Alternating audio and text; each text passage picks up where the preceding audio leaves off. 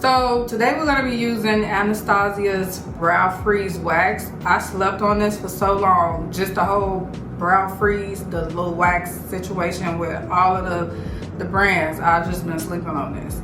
So I really like this. If you're a girl that likes to look laminated without the lamination, this is a really good product. So you just go in, take the product. It's literally like an edge control, to be honest, and that's what it is. If you ask me, the companies are doing well with giving us products that we already have in the house, but I'm not mad at them at all. This is a great product.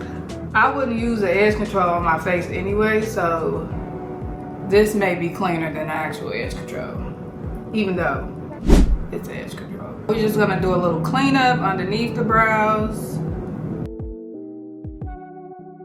I literally rarely fill my brows in. Like, I just do this, and then if I do need to fill in any areas, I'll go in and do that, but I don't do like the full fill-in thing.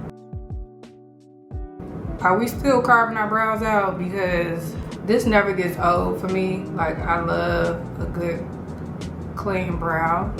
I love a good clean brow, honey. Love to see it. Ooh, that look good. Okay, sis. You still got it. Boy, whatever. Dropping that fire.